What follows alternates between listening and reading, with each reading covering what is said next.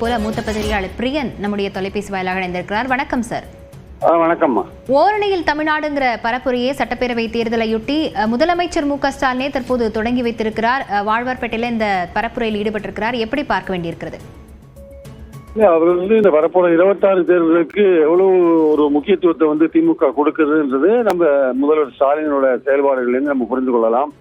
அதாவது ஒரு தேர்தல் வரும்போது இல்ல அதற்கு முன்னாடி சில மாதங்கள் முன்பு வரை எல்லா ஊருக்கும் விசிட் பண்ணி பொதுக்கூட்டங்கள்ல பேசுறது ஒரு பக்கம் இருந்தா கூட கிரவுண்ட் லெவல்ல ஒர்க் பண்ணணும், வீட்டுக்கு வீடு ஒர்க் பண்ணணும்.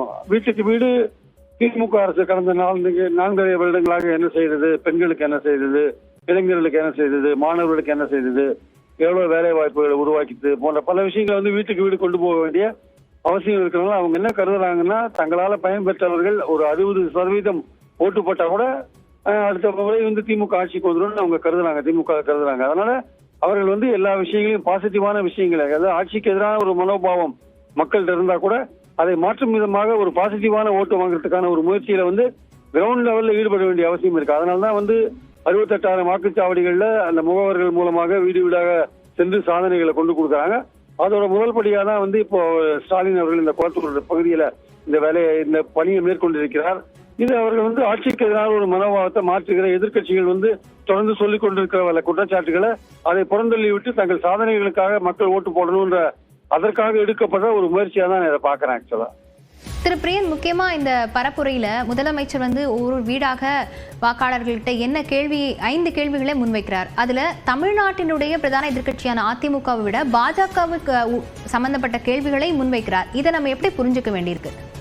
இது சரியான முறையில நீங்க புரிஞ்சுக்கணும். ஏன்னா தமிழ்நாட்டுடைய நலன்களுக்கு முற்றிலும் விரோதமாக, அதாவது நிதி கொடுக்காத விஷயங்கள்ல இருந்து அதிகாரத்தை பறிக்கிற விஷயங்கள்ல இருந்து மொழியை திணிக்கிற விஷயங்கள்ல இருந்து அந்த மாதிரி பல விஷயங்கள் இங்க தமிழ்நாடு நிர்வாகத்திற்கு தடைகளை ஏற்படுத்துற மாதிரியான பல விஷயங்கள் இங்க நடக்கிறது. அதனால இதுல இது அதிமுகவுக்கே ஒரு லயபிலிட்டி, பாஜகவோட போறது அதிமுகவுக்கே ஒரு லயபிலிட்டி. ஏன்னா அந்த அளவுக்கு மத்திய பாஜக அரசு தமிழ்நாட்டோட நலன்களுக்கு விரோதமாக கிட்டத்தட்ட 2,300 கோடி ரூபாய் நிதிக்கு விடுவிக்காத இருக்காங்க. இதே மகாராஷ்டிரா மாநிலம் அவங்களும் இருமொழி கொள்கையை கையாளுன்னு சொல்றாங்க, அவங்களுக்கு பணம் கொடுக்காங்க. ஆனால் நம்ம இருமொழி கொள்கையை கையாளுறோம், நமக்கு பணம் கொடுக்கல.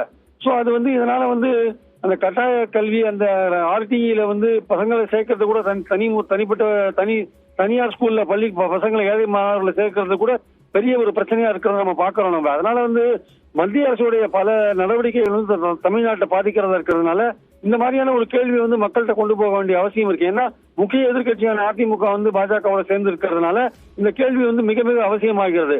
அதனால பாஜகவை எதிர்ப்பது என்பது அதிமுகவையும் சேர்ந்து எதிர்ப்பதாக தான் நாம் கருத வேண்டும். அதிமுக கூட்டணியில பாஜக இருக்கிறதுனால பாஜகவுடைய மொத்த செயல்பாடுகளுக்கும் அதிமுக பொறுப்பேற்றுக் கொள்ள வேண்டும் என்ற அடிப்படையில முதல்வர் அவர்கள் இந்த விஷயத்தை மக்கள்கிட்ட கொண்டு போறாரு. இணைப்பில் கருத்துக்களை பகிர்ந்து கொண்டமைக்கு நன்றி திரு பிரியன்.